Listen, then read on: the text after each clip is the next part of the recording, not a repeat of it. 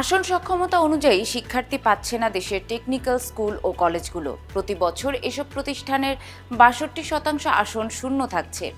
এরপরও দেশে বাড়ছে টিএসসি সংখ্যা। ক্ষমতাচ্যুত আওয়ামী লীগ সরকারের সময় শিক্ষার সব স্তরে মান নিশ্চিত না করে বরং অবকাঠামো নির্মাণে গুরুত্ব দেওয়া হয়েছিল। কারিগরি শিক্ষা খাতেও বেশ কয়েকটি বড় প্রকল্প নেওয়া হয়। এর মধ্যে অন্যতম ৪২৯টি উপজেলায় ৪২৯টি টিএসসি নির্মাণের ২টি প্রকল্প।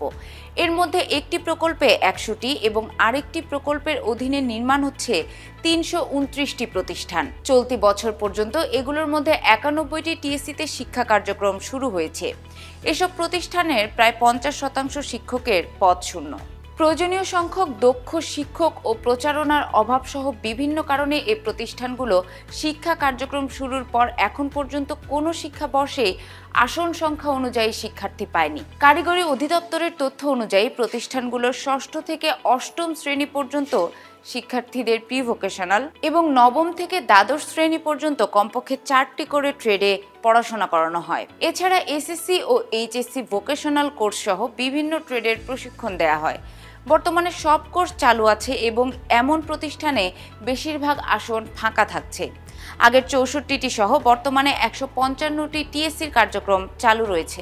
কারিগরি শিক্ষার মান না বাড়িয়ে নতুন প্রতিষ্ঠান নির্মাণের যৌক্তিকতা নিয়ে প্রশ্ন রয়েছে বলে মনে করেন বেসরকারি গবেষণা প্রতিষ্ঠান সেন্টার ফর পলিসি ডায়ালগের সম্মানীয় ফেলো অধ্যাপক ডক্টর মুস্তাফিজুর রহমান। বণিক বার্তাকে তিনি বলেন, বর্তমান প্রেক্ষাপটে কারিগরি শিক্ষায় দক্ষতা বাড়ানো খুবই জরুরি। শ্রমবাজারের চাহিদার সঙ্গে মিল রেখে কারিগরি শিক্ষায় প্রশিক্ষণ দেয়া হচ্ছে না। উপযুক্ত প্রশিক্ষণের অভাবে এ খাতের শিক্ষা প্রতিষ্ঠান ও ছাত্ররা পিছিয়ে পড়ছে। ডক্টর মুস্তাফিজুর রহমান আরও বলেন, নতুন প্রকল্প গ্রহণের ক্ষেত্রে বাজারের চাহিদার সঙ্গে মিল রেখে নেওয়া হচ্ছে কিনা, এতে কী ধরনের কারিকুলাম হবে, বৃত্তিমূলক শিক্ষার পাশাপাশি আদর্শ শিক্ষা দেওয়া হচ্ছে কিনা এবং যন্ত্রপাতিগুলো আধুনিক কিনা সে বিষয়গুলো খতিয়ে দেখা দরকার। নথিপত্র পর্যালোচনা করে দেখা যায় ১০০টি উপজেলায় একটি করে টিএসসি নির্মাণের প্রকল্পটি হাতে নেওয়া হয়েছিল ২০১৪ সালে। ওই সময় প্রকল্পের ব্যয় ধরা হয়েছিল ৯২৪ কোটি টাকা। ২০২৬ সালের জুনের মধ্যে এসব টিএসসি নির্মাণ হওয়ার কথা ছিল, কিন্তু নির্ধারিত সময়ে প্রকল্পের সিকিভাগও বাস্তবায়ন না হয় বাড়ানো হয় বরাদ্দের পরিমাণ ও মেয়াদ।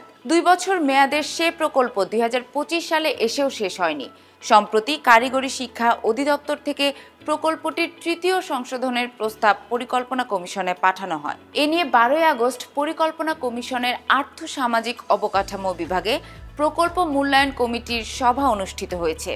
সভায় প্রকল্পটির মেয়াদ আরও ২ বছর বাড়িয়ে ২০২৭ সালের জুন পর্যন্ত করার সুপারিশ করা হয়েছে বলে জানা গেছে। এক্ষেত্রে ব্যয় বাড়ানোরও প্রস্তাব করায় প্রকল্পটির ব্যয় দাঁড়াবে ২,৫২৫ কোটি টাকা। পরিকল্পনা কমিশন সূত্র জানায় ২০২৪ সালের জুন পর্যন্ত এ প্রকল্পে ব্যয় হয়েছে ১,৮৩৫ কোটি টাকা।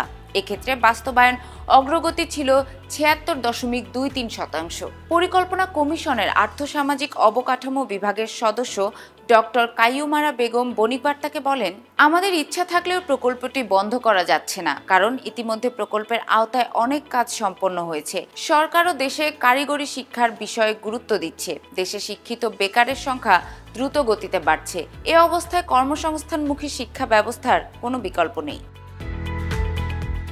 বাজারের চাহিদার তুলনায় কারিগরি শিক্ষার্থীদের পিছিয়ে থাকার চিত্রটি উঠে এসেছে বিভিন্ন সরকারি গবেষণা প্রতিবেদনেও। কারিগরি শিক্ষার্থীদের একটি বড় অংশ মাধ্যমিক স্তর শেষে ডিপ্লোমা ইঞ্জিনিয়ারিংয়ে ভর্তি হন, কিন্তু ডিগ্রি শেষেও উল্লেখযোগ্য সংখ্যক বেকার থাকছেন। জাতীয় শিক্ষা ব্যবস্থাপনা একাডেমির ২০২১ সালের এক গবেষণার প্রতিবেদনে উঠে এসেছে, ডিপ্লোমা ডিগ্রিধারীদের মধ্যে ৫৪% কর্মজীবী, ৪% উদ্যোক্তা, ৩৮% বেকার ও ৪% কাজে আগ্রহী নন।